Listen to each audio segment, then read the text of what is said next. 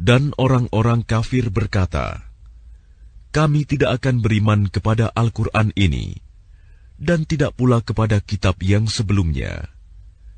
Dan alangkah mengerikan kalau kamu melihat ketika orang-orang yang zalim itu dihadapkan kepada Tuhannya. Sebagian mereka mengembalikan perkataan kepada sebagian yang lain. Orang-orang yang dianggap lemah berkata kepada orang-orang yang menyombongkan diri, "Kalau tidaklah karena kamu, tentulah kami menjadi orang-orang mukmin."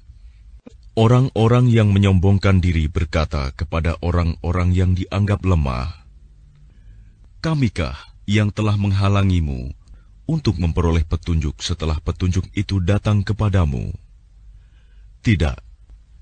Sebenarnya kamu sendirilah orang-orang yang berbuat dosa. Dan orang-orang yang dianggap lemah berkata kepada orang-orang yang menyombongkan diri, "Tidak. Sebenarnya tipu dayamu pada waktu malam dan siang yang menghalangi kami, ketika kamu menyeru kami agar kami kafir kepada Allah dan menjadikan sekutu-sekutu baginya." Mereka menyatakan penyesalan ketika mereka melihat azab, dan kami pasangkan belenggu di leher orang-orang yang kafir. Mereka tidak dibalas melainkan sesuai dengan apa yang telah mereka kerjakan. Dan setiap kami mengutus seorang pemberi peringatan kepada suatu negeri, orang-orang yang hidup mewah di negeri itu berkata, "Kami benar-benar mengingkari apa yang kamu sampaikan sebagai utusan." Dan mereka berkata, "Kami memiliki lebih banyak harta dan anak-anak daripada kamu, dan kami tidak akan diazab." Katakanlah, "Sungguh, Tuhanku melapangkan rizki bagi siapa yang Dia kehendaki, dan membatasinya bagi siapa yang Dia kehendaki. Tetapi kebanyakan manusia tidak mengetahui." Dan bukanlah harta atau anak-anakmu yang mendekatkan kamu kepada kami, melainkan orang-orang yang beriman dan mengerjakan kebajikan.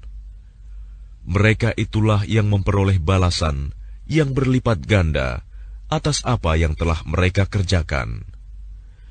Dan mereka aman sentosa di tempat-tempat yang tinggi dalam surga.